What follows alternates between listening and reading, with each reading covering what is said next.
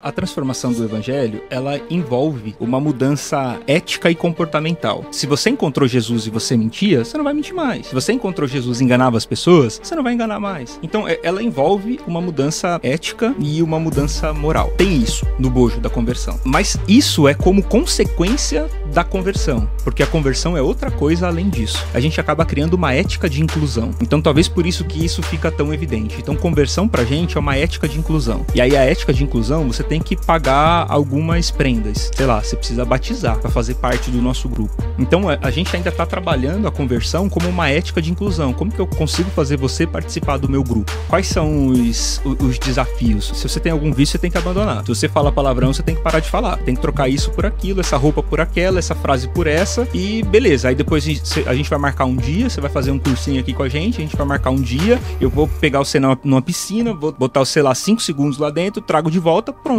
Você faz parte do nosso grupo agora. E o reino de Deus não é uma ética de inclusão. A gente tinha que trabalhar melhor a nossa compreensão de uma ética de valores, porque se há uma transformação, não é só a inclusão, não é só incluir alguém no seu grupo, mas é uma transformação. E aí toda essa mudança moral, toda essa mudança ética é consequência da transformação que você sofreu. Poxa, o Espírito de Deus, ele toca você de uma maneira profunda que há uma mudança radical, há uma transformação radical, que é esse chamado da morte para a vida que o Caio falou. Então, imagina, cara, a primeira consciência que a gente precisa ter é a consciência de que nós estamos mortos em nossos pecados. Não há vida em nós. E qual é o chamado de Jesus? É um chamado para a ressurreição. Ele tá tirando você da morte para a vida. Cara, é muito mais do que falar a paz do Senhor, do que deixar de falar e aí meu e falar a paz do Senhor. É muito mais do que botar uma gravata e achar que o domingão ali tá garantido. É muito mais do que isso. Porque tudo isso pode até acontecer, mas tudo isso é uma consequência da transformação que você sofreu. Então, primeiro tem que haver essa transformação. Esse processo de transformação é um processo de dentro para fora e não de fora para dentro. Não é que você vai primeiro mudando as coisas para ver se por dentro transforma, porque tá morto.